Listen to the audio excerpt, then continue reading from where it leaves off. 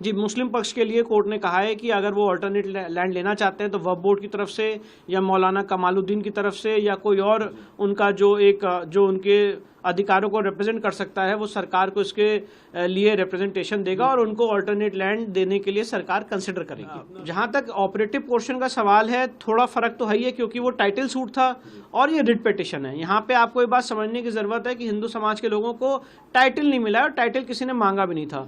हमने यहाँ पे पूजा पाठ का अधिकार मांगा था। टाइटल और जो ओनरशिप है, जो कब्जा है, जो कस्टोडियन है, वो आर्कियोलॉजिकल सर्वे ऑफ इंडिया है, पर उसके तहत उस मॉन्यूमेंट के अंदर हम जाके अपनी पूजा पाठ कर सकते हैं। और जो उनकी वहां पे नमाज अदा होती थी मुस्लिम पक्षकारों की, कोर्ट ने उसके लिए कहा है कि वो एक मस्जिद अगर लेना चाहते हैं तो उसके लिए ऑल्टरनेट लैंड ले।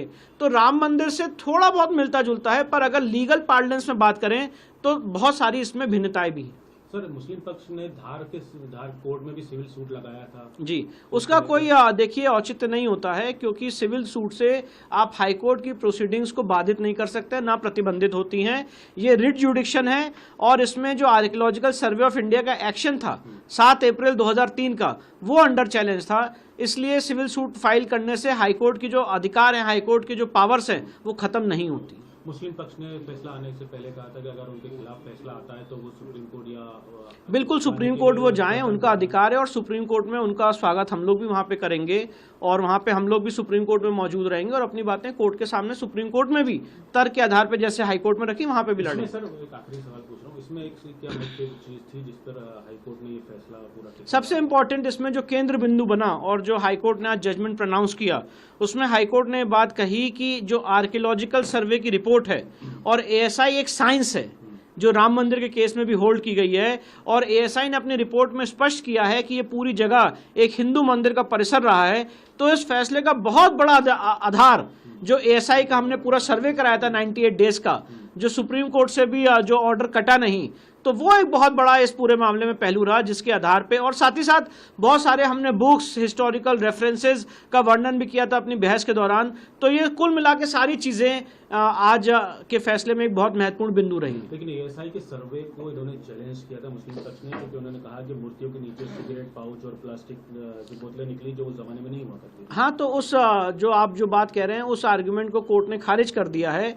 और जो खुदाई हुई थी यहाँ पे, जिस तरह से सर्वे किया गया था, कोई खुदाई तो नहीं हुई थी यहाँ पे, जिस तरह से सर्वे किया गया था, उस सर्वे में एएसआई ने बहुत ही साइंटिफिक आधार पे ओम सरस्वती नमा, गणेश जी नमा, ऐसे करके जितने चिन्ह मिले हैं, जो शिलालेख मिले हैं, जो खंबे मिले हैं, एएसआई ने स्पष्ट रूप से लिखा है कि ये सारे शिलालेख, ये सारे खंबे हिंदू मंदिर के हैं। यहाँ पे पूर्व में एक हिंदू मंदिर का परिसर था और उसी पे तथाकथित एक मेहराब और अलग अलग स्ट्रक्चर बनाने का काम किया गया। कार्बन डेटिंग का भी उन्होंने बोला था कि कार्बन डेटिंग नहीं करी मुस्लिम पक्ष ने।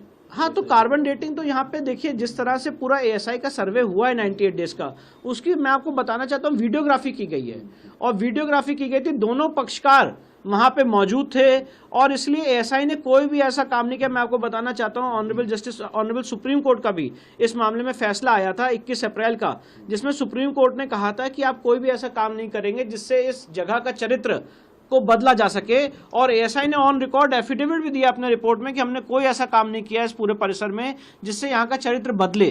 तो सारा काम कानून के अनुरूप, लॉ के अनुरूप, सेक्शंस के अनुरूप, ऑर्डर 26 रूल 10A के अनुरूप, सेक्शन 16 के अनुरूप हुआ है। हाई कोर्ट और सुप्रीम कोर्ट के आदेश के अनुपालन में हुआ है, कहीं भी किसी ढंग से कोई वायलेशन नहीं है। और इसलिए जो मुस्लिम पक्ष का ऑब्जेक्शन था एएसआई रिपोर्ट को लेके, उसको भी कोर्ट ने खारिज किया है और एएसआई रिपोर्ट को कोर्ट ने एक्सेप्ट किया। एएसआई के ही उसमें रिपोर्ट का आदेश था जो 2003 वाला आप बता रहे हैं, जिसको क्वेश किया गया है?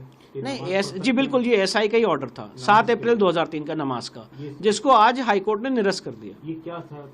7 अप्रैल 2003 का ऑर्डर था जिसमें मंगलवार को हिंदू पक्ष को यहाँ पे पूजा पाठ का अधिकार दिया गया था और इसी जगह पे मुस्लिम पक्षकारों को 7 अप्रैल 2003 के आदेश से हर फ्राइडे को नमाज पढ़ने का ऑर्डर दिया गया था और बसंत पंचमी के दिन हिंदुओं को यहाँ पे पूजा पाठ का अधिकार दिया गया था। तो आज जो भोजशाला कॉम्प्लेक्स की बात हो रही है, वंस इन अ वीक, ये हर हफ्ते का अरेंजमेंट था। मैंने बताया तो मंगल को पूजा, फ्राइडे को नमाज, बसंत पंचमी में एक्सक्लूसिव राइट ऑफ वर्शिप हिंदुओं का, ये ऑर्डर था। तो उसमें जो नमाज अदा करने का आदेश है, कोर्ट ने उसको आज खारिज कर दिया। इसका मतलब ये है कि अब हमें वहां पे पूजा पाठ का अधिकार पूर्ण रूप से मिल गया है।